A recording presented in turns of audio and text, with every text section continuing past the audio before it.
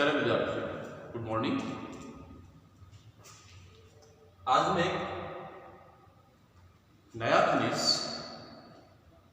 Discuss करने वाले हैं, वो है गोल्ड। दूसरे खनिजों की तरह हम इस गोल्ड के भी क्या उसके ओर्स हैं, उसके डिपॉजिट्स या उसका ओरिजिन किस प्रकार का है और उसका वितरण किस प्रकार का है, उसका डिस्ट्रीब्यूशन किस प्रकार का है, हम इसकी चर्चा करने वाले हैं। ये जो गोल्ड है, ये जो सोना है, आप जानते हैं अच्छी तरह से, ये गोल्ड ये मूल्यवान धातुओं में ये शामिल है और अक्सर ये सिल्वर के साथ मिलता है, यानी गोल्ड के साथ अक्सर आपको सिल्वर भी या चांदी जिसको कहते हैं वो भी मिलता है। जिस तरह से लेड और जिंक एसोसिएशन में मिलते हैं, एक साथ मिलते हैं प्रायः, उसी प्रकार से जो गोल्ड है उसके साथ में आपका जो सिल्वर है वो भी आपको मिलता है। तो मूल्यवान धातु समूह में आपका सोना, चांदी और ये प्लेटिनम, इसके साथ में एक प्लेटिनम और आता है, वो सम्मिलित किया जाता है। और सोने के साथ ऐसा भी हमने कहा कि चांदी भी अक्सर पाई जाती है। यदि हम गोल्ड के अयस्कों की बात करें, कोर्स की बात करें, तो मुख्य रूप से जो गोल्ड है वो नेटिव फॉर्म में मिलता है, जो मूल प्राकृतिक रूप से मिलता है। तो एक तो आप इसके ओर्स में लिख सकते हैं नेटिव गोल्ड, इसका जो सिंबल होता है AU, उससे आप नोट करते हुए लिख सकते हैं। दूसरा है गोल्ड टेल्यूराइट, AU और TE का ये कंपाउंड है, यौगिक है। AU और T का जो कंपाउंड या यौगिक है वो गोल्ड टेल्यूराइट के नाम से ओर्स के रूप में जाना जाता है। तीसरा जो है वो है इलेक्ट्रॉन, यानी कि गोल्ड और सिल्वर, AU और AG के साथ आपको ये मिलेगा।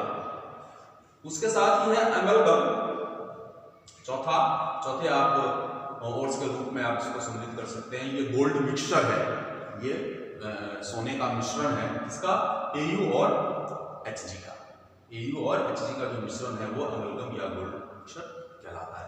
तो आप जब इसकी ओर्स की बात करेंगे तो आप इसमें native gold, gold telluride, electrum, amalgam यानी कि गोल्ड मिक्सचर, आप इसकी बात करें।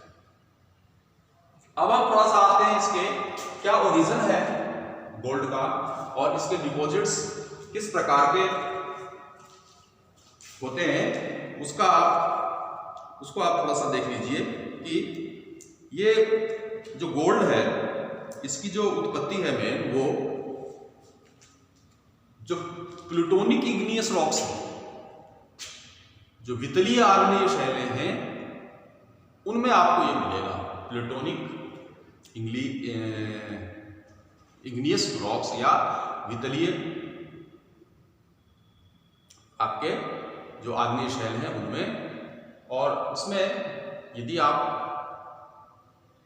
पीछे रिवाइव करें, आपने मैग्नेटिक कंसंट्रेशन जो प्रोसेस पढ़ा था, उसमें आपने इस प्रकार के गोल्ड की उत्पत्ति को प्लेसर्स के रूप में आपने देखा था। तो जो प्लूटोनिक इग्नियस रॉक्स है उसमें आपको या वितलीय जो आग्नेय शैल है उसमें मिलेगी। और ये आग्नेय शैल सामान्यतः जो है वो मीडियम सिलिका के होते हैं, मध्य सिलिक प्रकृति के होते हैं। और इन वितलीय शैलों से पलायन करने वाले विलयनों द्वारा उपयुक्त शैलों में इन स्वर्ण निक्षेपों का निर्माण वांछित परिस्थितियों के उपलब्ध होने पर उनमें होता है। और ये शिराओं, यानी जिसको फिशर कहते हैं, फिशर बीन्स आपने पढ़ा होगा, आपने पढ़ा इसमें फिशर बीन को आपने पढ़ा है हाइड्रोथर्मल कैविटी फिलिंग्स जो डिपॉजिट पढ़ा उसमें फिशर बीन्स या लोड के रूप में, लोड या शिराओं के रूप में इसकी उत्पत्ति जो है स्वर्ण की वो होती है। तो भारत के शिरा या लोड निक्षेप इसी प्रकार के जो उष्ण जलीय प्रक्रम है या हाइड्रोथर्मल सॉल्यूशन जो प्रोसेस है उसका जो कैविटी फिलिंग और रिप्लेसमेंट है उसके साथ आपको होता है। और साथ के साथ वेदरिंग से के कारण जो है वो मैकेनिकल कंसंट्रेशन और रेजिडुअल कंसंट्रेशन जो प्रोसेस है बल्कर सांद्रण प्रक्रम और अवशिष्ट सांद्रण प्रक्रम उससे गोल्ड की उत्पत्ति होती है।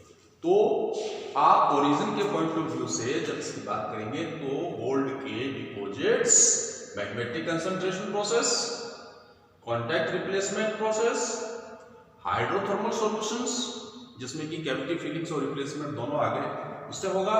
उसी तरह से मैकेनिकल कंसंट्रेशन प्रोसेस बल्कर सांद्रण प्रक्रम और रेजिडुअल कंसंट्रेशन प्रोसेस यानी अवशिष्ट सांद्रण प्रक्रम द्वारा लेसर निक्षेपों के रूप में आपको, जिसमें आपने एल्यूवियल बीच प्लेसर्स उसके रूप में आपको इसके जो डिपॉजिट्स हैं वो आपको मिलेंगे। हम थोड़ी सी चर्चा करें डिस्ट्रीब्यूशन की कि इसका वितरण जो है वो किस प्रकार का है और भारत में मुख्य रूप से इसके जो निक्षेप हैं वो कहाँ कहाँ मिलते हैं। तो दक्षिण भारत इस मामले में रिच है। आंध्र प्रदेश, कर्नाटका और केरल ये जो 3 राज्य हैं प्रमुख रूप से यही गोल्ड का उत्पादन कर रहे हैं। इसके अलावा थोड़ा सा झारखंड बिहार का एक हिस्सा है, उड़ीसा में थोड़ा बहुत, थोड़ा आपका यूपी है ये जो उत्तराखंड उत्तरांचल वाला जो हिस्सा है गढ़वाल कुमाऊं, उधर थोड़ा सा हिमाचल प्रदेश शिमला वगैरह वहाँ भी आपको इसके डिपॉजिट्स मिल जाएंगे। थोड़ी थोड़ी सी हम चर्चा कर्नाटक, आंध्र प्रदेश और केरल का हम मुख्य रूप से हम थोड़ा सा देख लेते हैं। तो कर्नाटक में जो कोलार गोल्ड फील्ड है, कोलार माइंस, गोल्ड माइंस का आपने नाम सुना होगा, वो धारवाड़ जो सुपर ग्रुप है सिस्टम की जो रॉक्स हैं उसमें आपको ये मिलते हैं। तो कोलार गोल्ड फील्ड धारवाड़ संघ के कोलार शिष्ट पट्टी के रूप में है और ये निक्षेप लोड के रूप में मिलते हैं। जैसे अभी आपने फिशर और लोड की चर्चा की तो ये लोड रूप में मिलते हैं और ये लगभग 80 किलोमीटर लंबी और 5 किलोमीटर चौड़ाई की पट्टी है जो उत्तर से दक्षिण की ओर यानी बालाघाट, नंदीदुर्ग, पूरेगांव है ना एवं मैसूर यहाँ तक इनकी खाने आपको मिलेगी। और इनका जो खनिजीकरण या मिनरलाइजेशन है वो मुख्यतः हॉर्नब्लेंड सिस्ट नामक शहर में हुआ है। कर्नाटका में इनका जो मिनरलाइजेशन है या जो खनिजीकरण है वो हॉर्नब्लेंड सिस्ट में इसका हुआ है। कभी कभी क्वार्टजाइट में भी खनिजीकरण मिलता है और ये एक समानांतर पट्टी या बैंड के रूप में मिलते हैं। और इसमें कोलार जो क्षेत्र है, रीजन है, उसमें 30 से भी अधिक ऐसे फीचर्स हैं जिनकी या ऐसी शिराएं हैं जिनकी औसत चौड़ाई 3 से 4 फीट तक है। तो और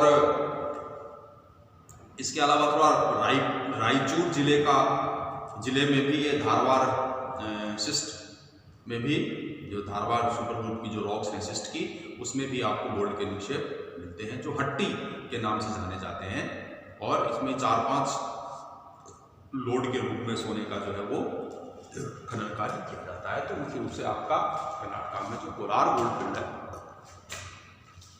वो स्वर्ण उत्पादन के लिए सबसे महत्वपूर्ण है। दूसरा है आपका आंध्र प्रदेश।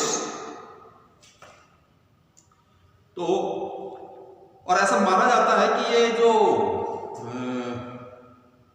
आपका कोलार गोल्ड फील्ड है इसका जो एक्सटेंशन है वो आपके आंध्र प्रदेश के जो चित्तूर डिस्ट्रिक्ट है आंध्र प्रदेश का, इसका एक्सटेंशन वहां तक है। तो आंध्र प्रदेश में भी आपको, आंध्र प्रदेश के चित्तूर डिस्ट्रिक्ट में भी आपको कोलार गोल्डफील्ड की जो स्वर्णमय क्वार्ट्ज की जो बीन्स हैं वो आपको मिलती है।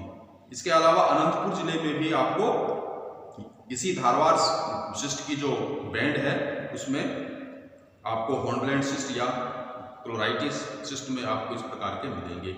इसी तरह से केरल का जो वायनाड इलाका है, वायनाड, उस वायनाड इलाके में इस जो खनिज है वो आपको मिलता है।